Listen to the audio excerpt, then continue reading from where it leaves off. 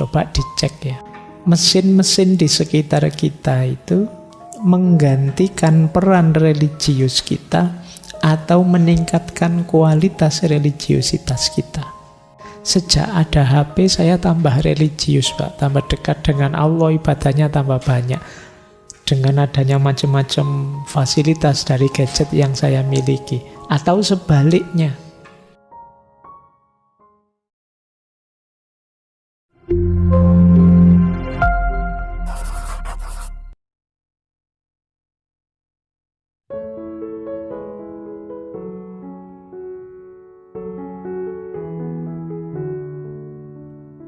Sejauh mana sih agama itu bisa kita sambungkan dengan media? Secara normatif, secara normal, ada banyak ruang-ruang religius dari media. Misalnya apa? Ruang informasi. Bisa kan media memberitakan hal-hal yang sifatnya religius. Idul Fitri dimulai tanggal sekian, itu media. Diumumkan lewat media. Ini ruang informatif. Sekarang saatnya akhir tahun, hari Natal dan Tahun Baru misalnya. Ini informasi. Ada ruang pendidikan. Ceramah-ceramah, kajian-kajian. Kayak ngaji kita ini nanti masuk ke YouTube. Itu mungkin ya jenisnya ruang pendidikan, mendidik, ada ilmunya, meskipun tidak jelas tujuannya tadi. Tapi kan ono isine sidik-sidik. Ini ruang pendidikan. Mungkin ada kegiatan-kegiatan. Sekarang kan mulai banyak kegiatan. Kalau zaman dulu sih, kalau di televisi misalnya acara ceramah agama, kemudian acara, sekarang lewat YouTube, lewat itu banyak kegiatan-kegiatan. Bisa juga interaksi dengan komunitas, circle-circle agama, terkoneksi melalui media. Di HP saya banyak sekali komunitas-komunitas yang basisnya agama. Organisasi ini, organisasi itu, lembaga ini, lembaga itu. Bahkan saya ada grup khataman 30 juz, ada grup sholawatan, ada grup. Ini kan media yang dimanfaatkan untuk berinteraksi. Kegiatan keagamaan sekaligus interaksi komunitas. Nanti saling mengabarkan innalillahi. Terus semuanya pakai copy paste innalillahi, innalillahi, innalillahi. Itu kan kita berinteraksi. Administrasi kelembagaan juga begitu. Mengelola, kita punya lembaga, kemudian kita bikin medsosnya, kita bikin ruang di media untuk lembaga kita, untuk berinteraksi, mengatur, menata, dan lain sebagainya. Termasuk yang terakhir, komodifikasi. Jadi media jadi jalan bagi agama untuk melakukan komodifikasi. Komodifikasi dalam tanda petik ya, mencari nilai ekonomi dari agama, mencari adsense dari ceramah misalnya, itu namanya komodifikasi. Sejenis ruang agama yang bernuansa ekonomi. Nah, ini ruang-ruang dari agama dalam media. Bisa informatif, bisa pendidikan, bisa kegiatan, interaksi, administrasi, komodifikasi, dan lain sebagainya. Motifnya sekarang. Secara umum ada teori begini. Orang menggunakan media yang berhubungan dengan agama. Yang pertama, justru untuk melepaskan diri dari ikatan-ikatan agama. Yang kedua, untuk memperkuat religiusitas. Jadi, yang pertama tadi, hari ini orang mengenal fenomena namanya transhumanisme atau posthumanisme. Ketika manusia ingin melepaskan diri dari berbagai belenggu, dan kelemahannya, sisi kemanusiaan, sisi spiritual yang dianggap membelenggu, ingin dia lampaui dengan teknologi media. Jadi yang dulu kita mungkin lemah, sekarang bisa diatasi oleh teknologi, oleh media. Dulu kita pernah belajar ini, misalnya ada tokoh Donna Haraway dengan human cyborg. Human cyborg itu jenis transhuman. Kita itu sekarang seperti cyborg, manusia, setengah mesin. Hidup kita kan separuhnya ada di mesin sekarang. Kita belanja lewat mesin, kita butuh ini, butuh itu, semua dipenuhi oleh mesin. Hidup kita setengahnya tidak bisa lepas dari mesin. Maka kata Donna Haraway, kita itu seperti cyborg. Lama-lama nanti peran-peran agama mulai terpinggirkan dengan hadirnya aneka ragam teknologi. Kita diwakili, kelemahan kita diwakili oleh teknologi. Sekarang kadang-kadang yang lebih sering ngaji kan HP kita daripada kita. Wah, naik mobil selawatan, terus yang selawatan kan ya musiknya, Spotify-nya, orangnya ndak ngapa-ngapain. Sudah cukup diwakili HP-nya, diwakili gadgetnya untuk selawatan, untuk ngaji. Manusianya tidak pernah. Alasanmu mendengarkan saja kan sudah pahala, Pak. Kui ya alasanmu dong. Padahal HP ini katamu, ini produknya Yahudi loh, Pak. Ini Israel. Tapi mbok suruh sholawatan terus, mbok suruh ngaji terus. Jangan-jangan ini nanti masuk surga. Lebih dulu dari kalian. Nah, itu gaya pertama. Ketika media menggusur wilayah-wilayah keagamaan. Saya pernah di satu daerah itu yang adzan juga mesin. Jadi saya pernah salah dengar jam 3 subuh dini hari, tiba-tiba ada suara adzan di masjid. Tak anggap sudah subuh, maka saya berangkatlah ke masjid itu. Ternyata tidak ada siapa-siapa. Jadi di situ disetel otomatis setiap jam 3 terus hidup, sound systemnya bunyi adzan awal. Tak pikir sudah subuh, ternyata mesinnya saja yang bunyi. Nah, ini kan menarik. Ada wilayah-wilayah agama yang kemudian digantikan oleh mesin. Itu gaya pertama. Ada gaya kedua, memang teknologi itu kita pakai untuk memperbaiki religiusitas kita. Saya selama ini ngajinya itu jelek, Pak, tapi setelah belajar tajwid lewat YouTube sekarang saya bisa. Nah, ini teknologinya bermanfaat untuk agama. Saya biasanya itu kalau membaca wirid itu tidak tahan lama, Pak, tapi membaca wirid sambil nonton TV bisa lama itu, Pak. Jadi ya lumayan lah daripada tidak baca apa-apa ya kan, nonton TV sambil wiridan ya lumayan. Ini gaya kedua.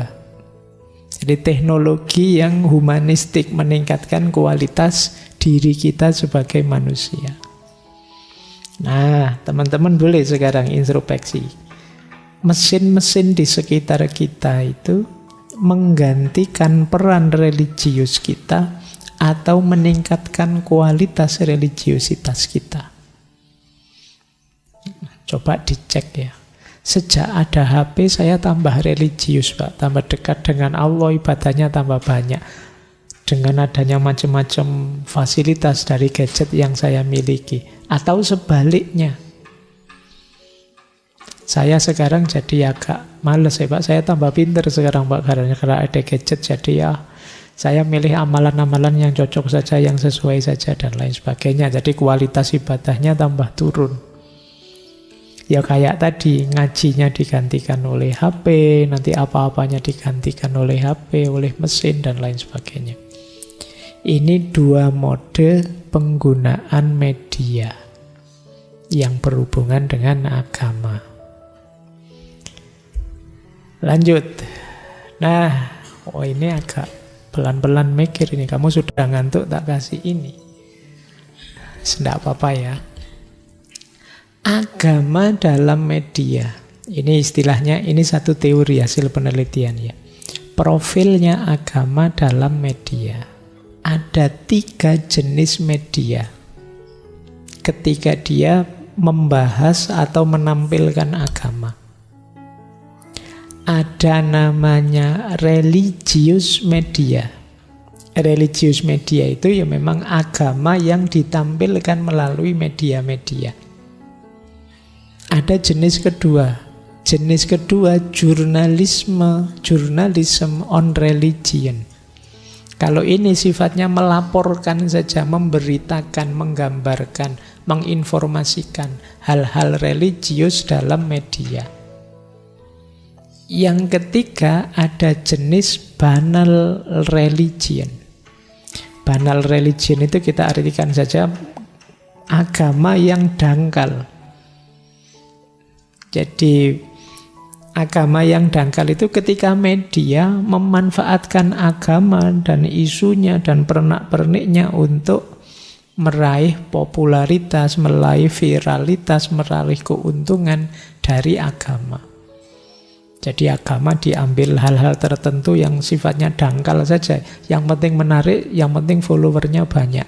Ini namanya banal religion. Nah, ini kan sekarang banyak itu menjamur media-media religius. Yo channel YouTube, yo acara-acara di TV dan lain sebagainya. Teman-teman boleh cek. Itu jenisnya bisa religius media. Kalau religius media fokus pada agamanya. Yang meminjam media untuk menyampaikan pesan-pesan agama. Ada jenisnya jurnalisme religius. Kalau jurnalisme religius fokus pada jurnalistiknya.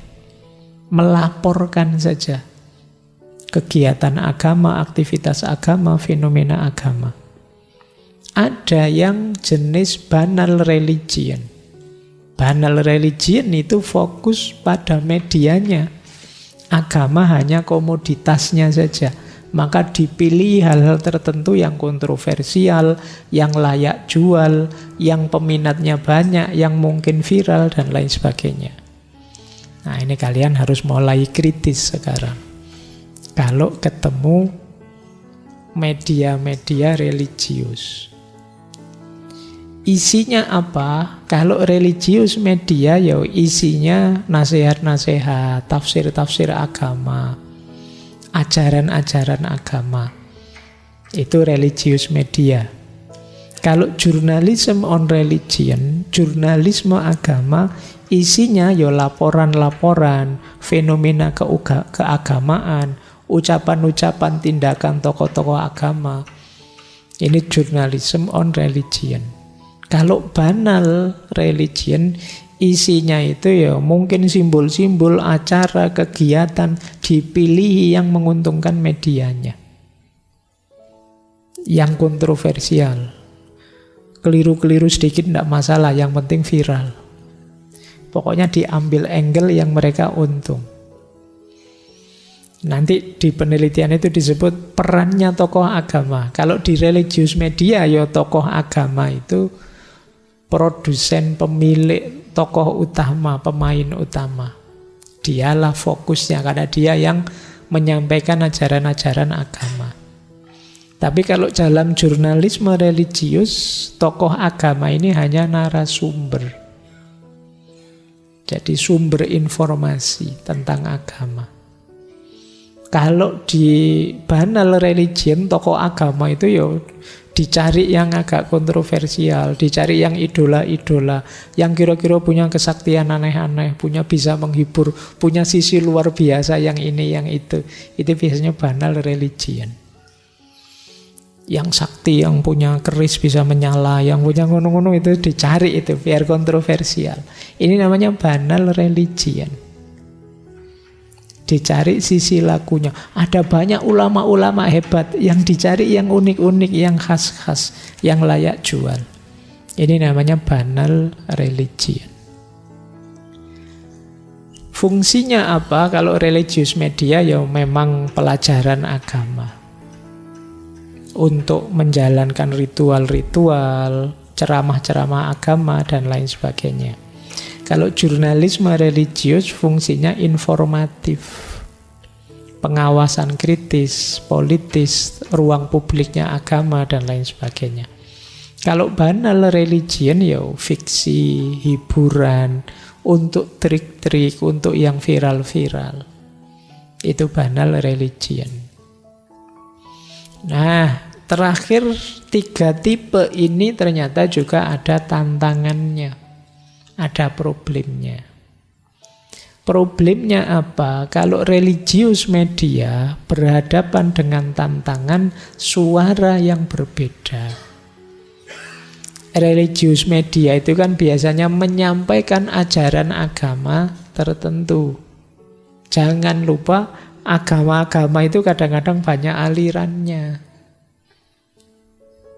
Kalau medianya dikuasai aliran A misalnya, ya religious media yang disampaikan versi aliran A saja. Yang versi kelompok B tidak diberitakan, tidak disampaikan. Nah, ini tantangannya religious media.